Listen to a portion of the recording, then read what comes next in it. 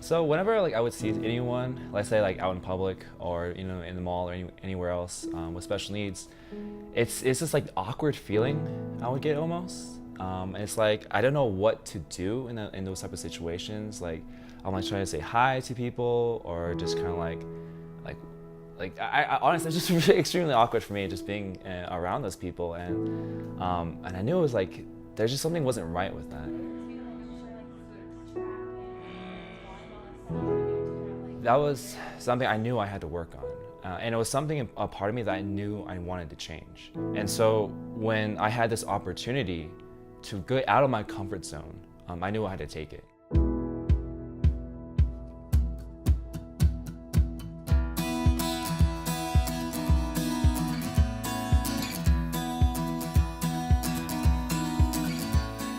So this morning, we went ahead and did a whole tour of the entire campgrounds. Camp is in Sholo, Arizona, in the pines of Arizona, the forest. Lions Camp Tadia is an organization that serves individuals with special needs over the course of the entire summer. Now that you're here, are you unpacked yet? No. Okay. Here's what we're doing. We're gonna put you through a really intense week. Training week is a period of 9 days where our staff goes through worst case scenario. You're working from the moment you get up until the moment you go to sleep. All day, every day, that whole week, learning how to work with the campers. How to lift someone safely from bed to chair or chair to bed. Pretty much all of the personal space and boundaries that you put up in your normal life, they're no longer there. They dissipate during camp. We have a lot of physical games and team builders in the first few days to break down the self-consciousness. Have you not seen my bruise? I don't know how you got it. I go hard on games, really hard. What we're going to do tonight is new staff is going to pair up with the returning staff, and the returning staff is going to feed you. We're going to play a game called Electric Fence Amoeba. There's a rope, and it's attached to 2 trees, and we are all connected like this amoeba on one side, and no one can be disconnected. Everyone has to get over the rope without touching it. It's super important in training week to break down physical, emotional, and mental barriers between our staff. They need to be able to break down those barriers with their campers too. There you go. Now get her up. Get her. We want them to have the best experience possible, and the only way to do that is for them to feel comfortable, which means that our counselors need to be able to break down those barriers with our campers. They need to be able to engage with them and have it come naturally and not forced.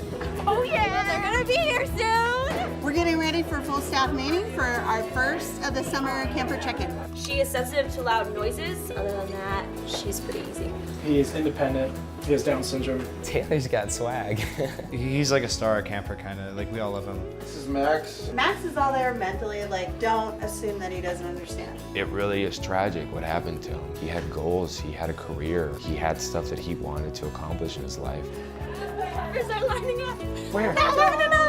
Some cars are already lined up because they're so excited to be here, so. You can't be thinking about yourself here. Our motto is campers first, which means you put the needs of the camper first. And you can't be aware of those things and care for another person if you're so self-conscious about yourself. Yeah! Woo! Sounds super simple, but it works to educate our staff with that.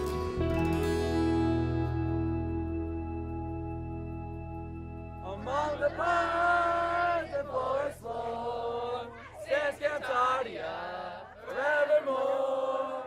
It's the place where we have fun in the mountains. And on the sun, 2, 3, 11. We all live in Camp Tadia. Hey, Camp Tadia. Hey, Camp Tadia.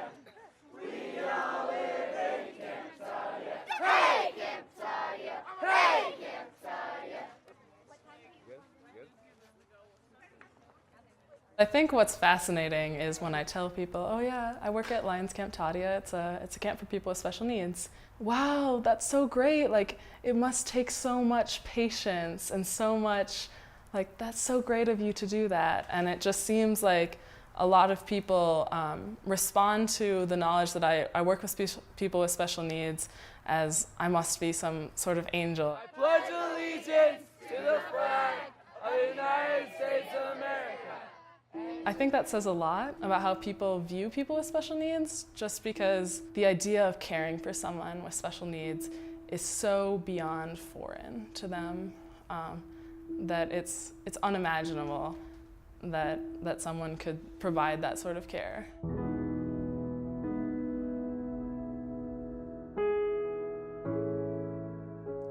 I absolutely think that people, other places, people in what we call the real world, because this place is so magical, I guess, they absolutely don't know how to feel about people with special needs. To be honest, I was the type of people who would make fun of people with special needs. You know, back in high school, you know, we would have like the people with special needs, like those classes, and you know, poke fun here and there. It's sad, cause I was that way before too. I'm not gonna lie. I was that way too. Like if you see someone who's handicapped, you tried to avoid them in a sense, cause you didn't want to say anything to make them feel uncomfortable. I don't think it comes from a place of animosity. I just think that most of the population doesn't know how they should approach situations. So I'm going to tell you what's going on. Liz is going to voice for me while I sign. Deaf Week was actually the week I was most worried about. We had a person during training week come in. His name was James Rice. My name is James Rice. This is my sign name, a J-R on the shoulders. And he's completely deaf. So you put a J here on the left shoulder and cross it over to the right with the R. So James Rice, that's my name sign. And he gave a presentation about, you know, deaf culture.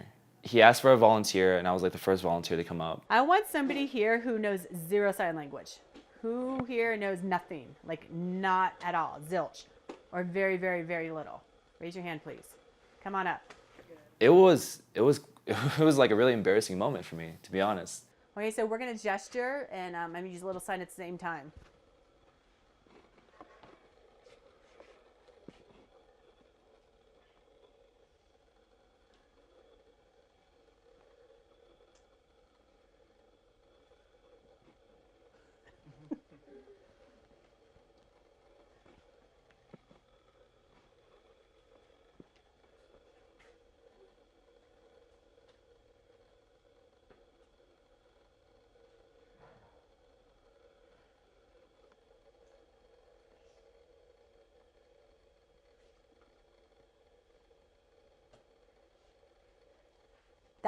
See that right there? He's feeling really nervous and anxious and overwhelmed. So that man right here, he's the one who I'm going to pick on. And I'm going to choose to sit with him at meals because he won't understand me at the dinner table. So I can just go off on him. I can swear, I can do whatever I want, and he's not going to know it. He's not going to know any different.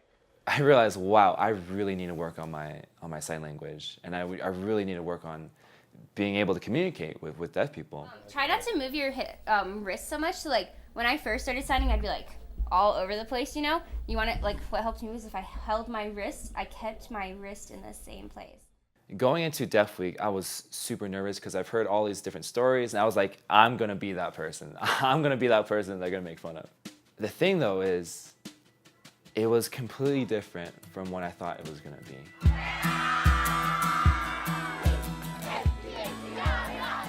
These are regular kids.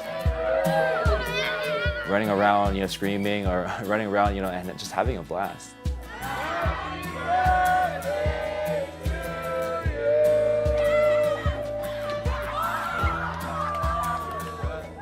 You guys ready for the festival?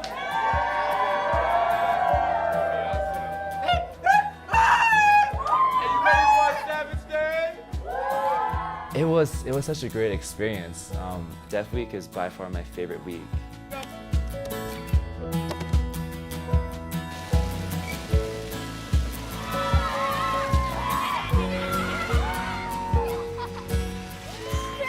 I love Camp Tadia so much.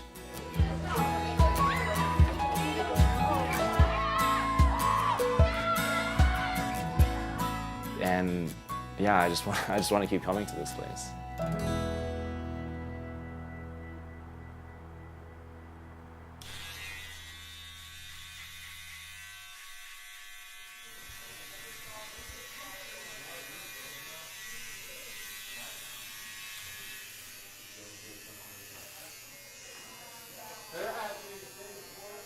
Taylor's this kind of short, red-headed kid. The guy is more active and involved with things than I could ever possibly be.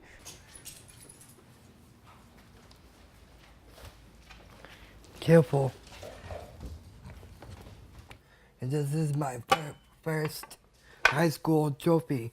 It says Taylor Reed, most valuable assistant coach, varsity football, Saddle Mountain High School, 2011. I got a lot of golds, a lot of silvers, and bronze. Events, what I do swimming, basketball, bowling, soccer, any kind of sport I can do.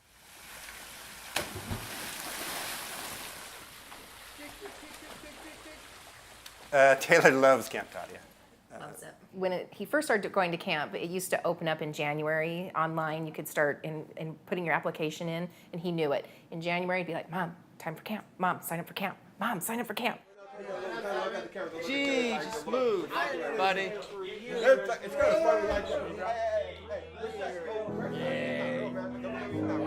Well, Taylor was born with Down syndrome. Finding that out was a little tough. The first thing that we did was send out birth announcements, and we put it in there about his Down syndrome. And we didn't want people not to be able to approach us or to feel awkward. And so one of the things that we did is we sent out the poem, Welcome to Holland. And it basically talks about planning a baby is like planning a trip to Italy. And you get the guidebooks and you learn the language and you plan all your destination and you get on the plane, and when you land, they say, Welcome to Holland. And not that Holland's a bad place, because it has tulips and windmills and Rembrandts. And it's a little slower pace, not quite so flashy as Italy, but it's a lovely place. And so if you stop and take a look around, you can still enjoy Holland. For Taylor to get to go to camp has been probably magical, is almost a good word. It started back when he was little. His younger sister started going to Girl Scout camp. And she would come home and we would have to hear all the songs they learned, and she'd hear it talk about camp for weeks at a time.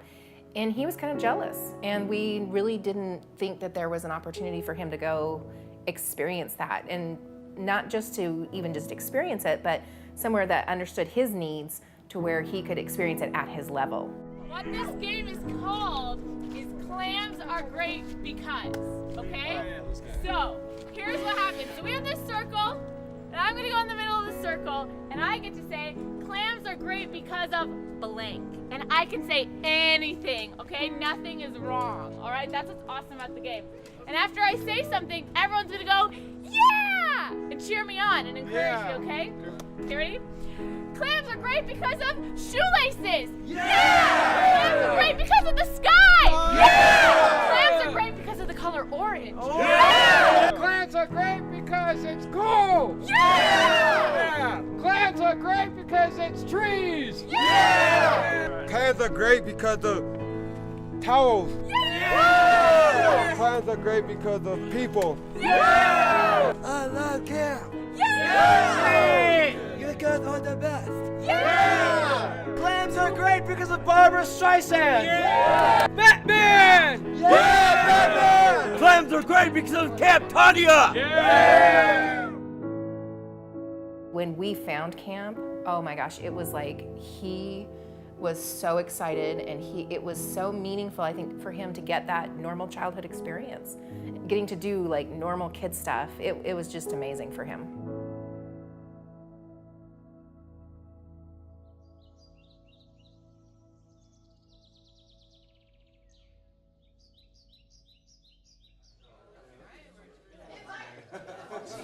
No, not super stoked. You want some coffee or something, or you good? What up? No coffee? Right on. Alright, so this is Brent. Brent's been coming to camp for what, like, you've been coming for at least, like, what, 20, 30 years? Brent, you want to show him what yes is? What's yes? Yep. So yes is looking up, or eyebrows up, and then what's no? And no's a grimace, so it's more like this. So we got yes, and then we got no. We refer to some of our campers as total care campers. So when we refer to somebody as being total care, it just means that they have total needs.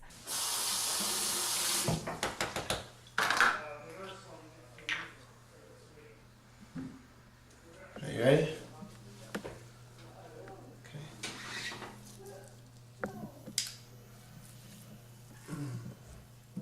Our counselors have to assist in dressing, feeding, toileting. Let me know if I'm pressing too hard, okay? Almost done, man. There you go. That's what we're talking about, is you're providing everything.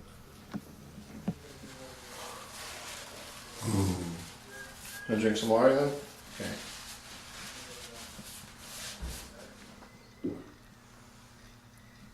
So they can be mentally all there, but their body does not function like everybody else's.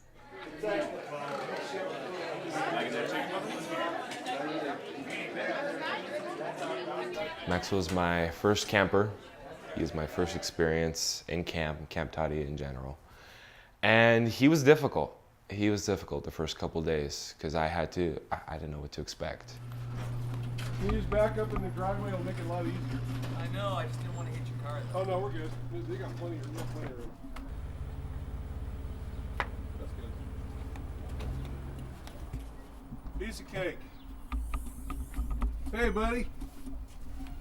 What's up? There you go. There we go, there we go. I've used the ones up front before to get people out there. Yeah, the front ones use.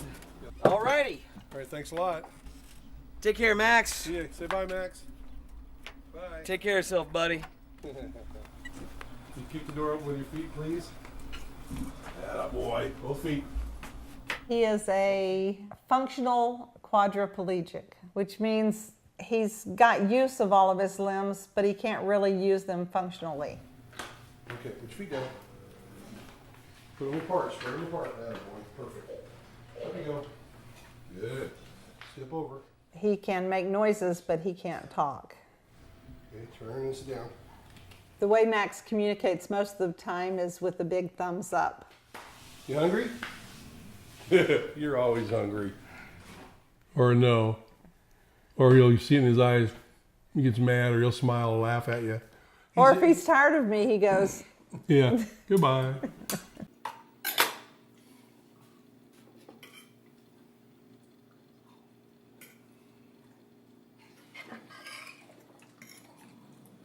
push your glasses up, Max. Once I got to communicating with Max on the point to where we were having conversations and stuff like that, come to find out Max is hilarious. Max has the best sense of humor. He's so funny.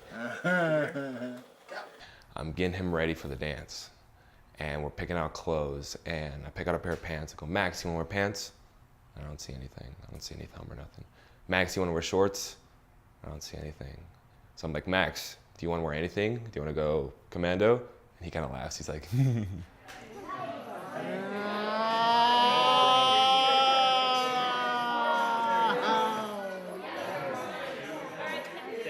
Our experience with Camp Tadia has always been excellent. I mean, from the first time I met Pam at a little taco place, she was just another person in there buying some Mexican food, and we started talking about handicapped children. She said, well, you know, we have a free summer camp. I went, sure you do. You know, free, everybody has free summer camps, especially for handicapped kids, because they're really a lot of work. She said, call me, I'm serious, really. You know, we've got a space for him if he wants to come. The more we looked at it, the more we talked to people about it, it just seemed to be like a really good fit. What I love about Camp Tadia so much is they have fun, but they also make it so that these campers can go back home and tell stories to their families, and that they've done stuff that not even their families have done. There, look at that, perfect. We have an archery range at camp, and I was like, why do we have an archery range here? It's ridiculous. So many of them need assistance that they could not pull back a bowstring on their own. But I think one of the most unique things is that we focus on ability here. And then bring your hand to your face over here like this. Yep. There you go. We focus on having everyone able to participate in every activity, as well as participate to the fullest extent.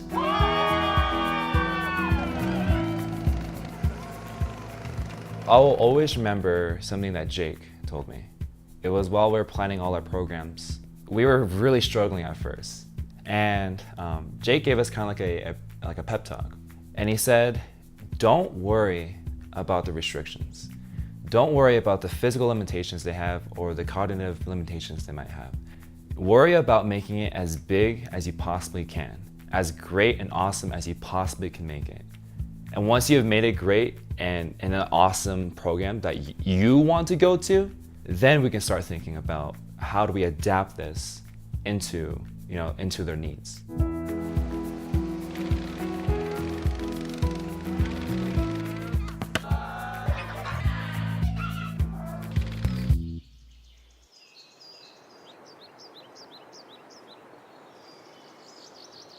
Years ago, we had a counselor work for us, and he had a portable wall. And he gave us the offer, and one of my counselors picked it up and was like, we should definitely do this. This sounds like a great idea. It's something no one else would let him do. And I was like, no. It sounds like a horrible idea. I'm a climber. I know the safety that goes with that. I told them that it was a bad idea, and I told them I was scared, and I told them the liability would be too much. And they responded with, that's what everyone else would tell them too. And so you can't argue with that.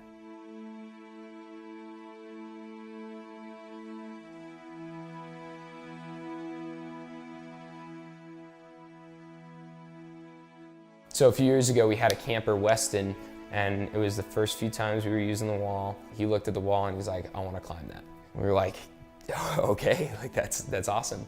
So we rig him up to the wall, and I look at him and I tell him, you can either hold on to the rocks and climb up with your upper body, or you can hold on to me and instruct me where to put my hands, and we'll climb up together.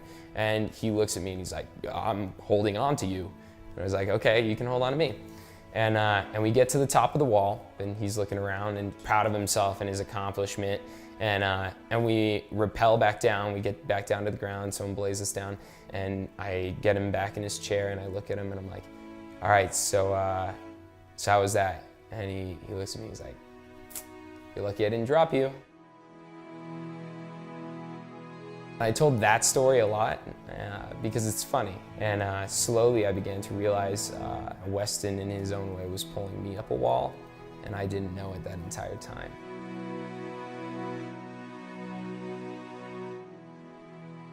They get to experience something that tests them both physically, mentally, and just their willingness and their fortitude and test their motivation and their self-control. It's a moment that they haven't encountered before. The entire time I'm climbing up with the camper, I'm wondering if they know that they're just as much of a teacher as I am. That I'm doing something very physical and assisting them in getting up this wall, but they're forcing me to look at my life and make changes and think harder about what's important. We pull each other up walls and we don't even know it.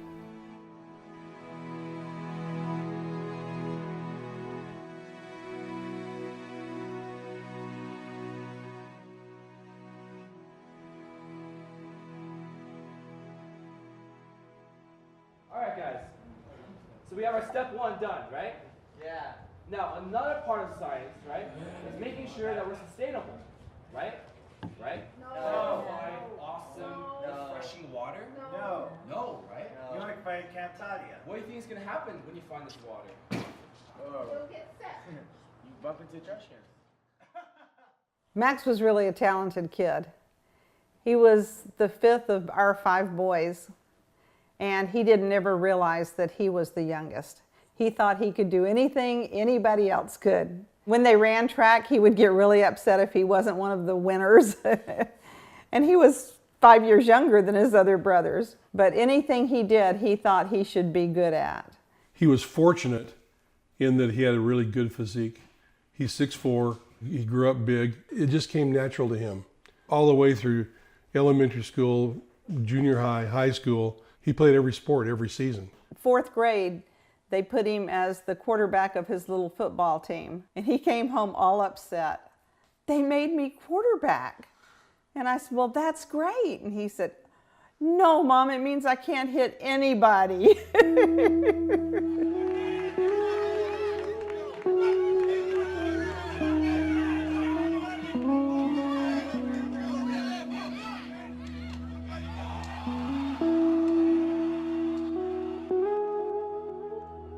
knew he used to box. We actually looked him up on YouTube, so we watched one of his fights and we were all just like, we were shocked. We were like, this guy's just like, he used to knock out people and now he's here.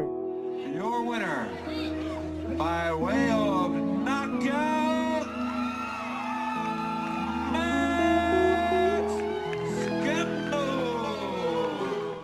Just knowing about his whole accident kind of, you know, it bumps you up, but at the same time, you know, it's his life now. Friday night late, we were in bed already, and got a phone call from our daughter Marla, who lives here in Gilbert, and saying, hey, Mom and Dad, Max has been in an accident. You guys need to get here because they don't think he's going to live the weekend.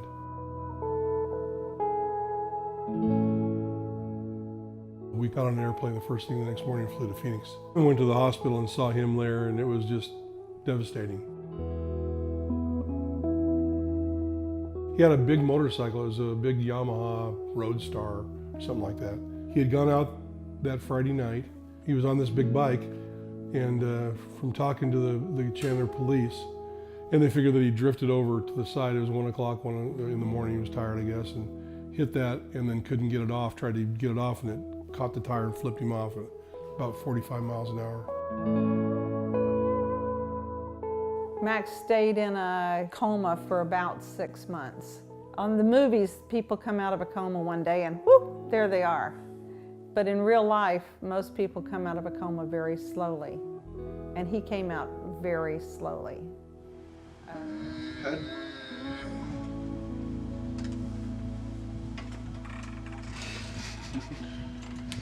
They had raised their kids. They were all off doing their thing. And then with Max's accident, it brought it home again. Max's dad, he had to go back to work and he had to start looking at how he was going to take care of Max in the future. And I think the first time that I had him out to speak to a group, he had the entire group in tears, just imagining how hard that would be.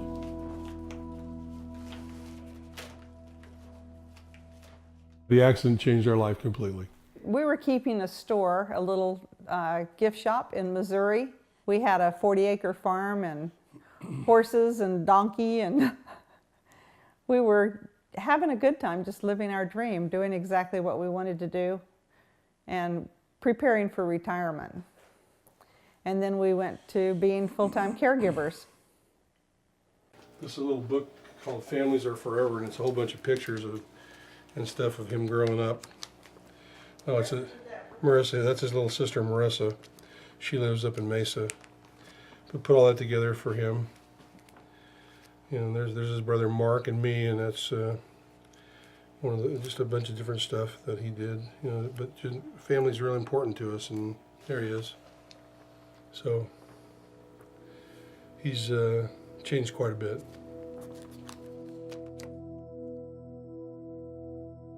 You want to feel bad for him. You want to feel bad for his family.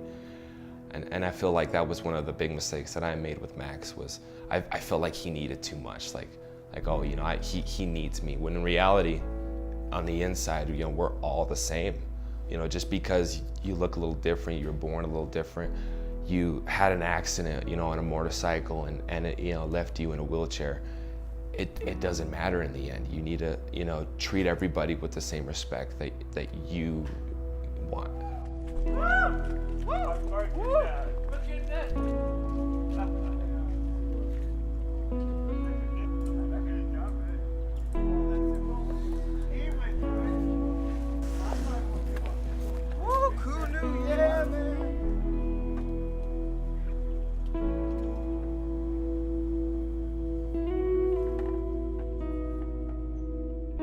So I want you to imagine what it would be like to be trapped completely in your body and not have any form of communication. Say you don't have a communication device, you're nonverbal, you're all there.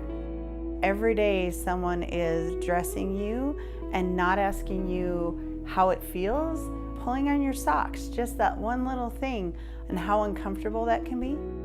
And then all the way down to adjusting your underwear and not asking you because you can't communicate.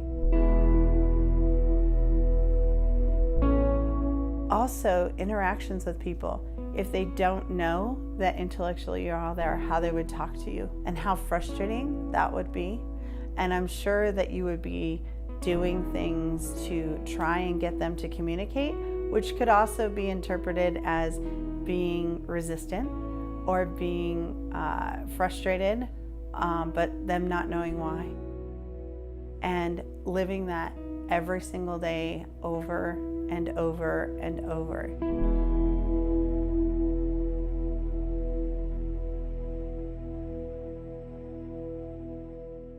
One of the hardest things for us is if we ever wanted to put Max in a home, we would have to really, really evaluate a home because we want him clean, we want him taken care of, we love him, we want them to at least respect him. You know, and that's tough to find, guys. It really is. It's hard. That was one thing that when I met with Pam and Toddy and all that, I thought, this can't be for real, you know. I mean, they're not going to take him up there and these guys are going to take care of him for a week and love him for a week. Nah. But it's really worked out super. So we even have a hat.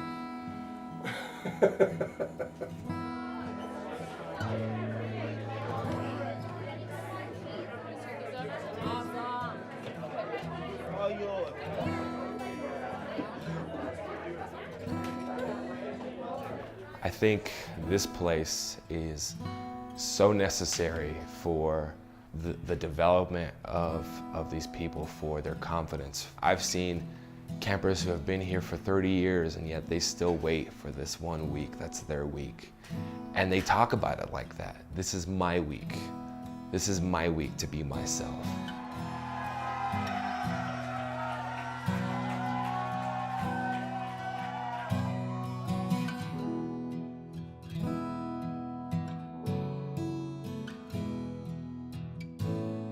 You're seeing the impossible being done pretty much here in Camp Tadia. And to me, Camp Tadia is all about pushing the boundaries, you know, pushing the boundaries to the point where, you know, you experience things here that you would never be able to experience, you know, outside of Camp Tadia.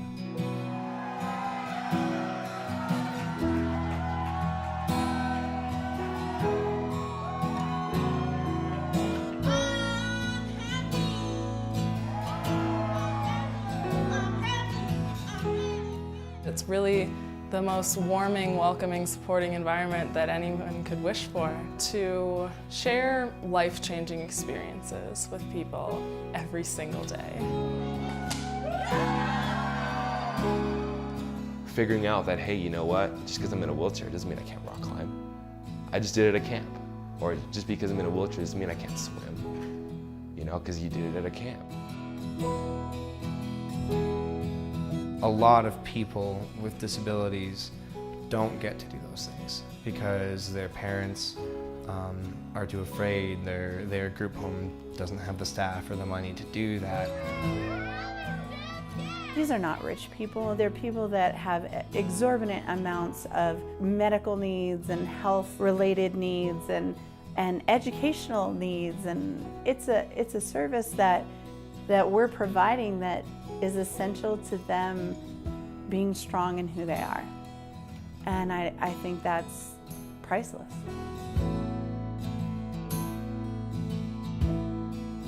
All we need is a little more education in the world. And if everyone came to camp for a week, then the world would be a very different place.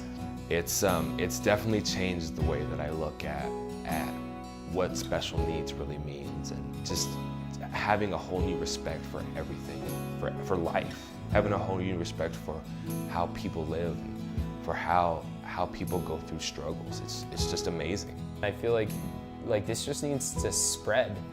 I want people to experience it and try and create it on their own, and to try and understand and comprehend and figure out what it feels like. This is all about developing confidence and self-esteem and taking risks and giving these kids empowerment to be able to experience the lives that they want to experience.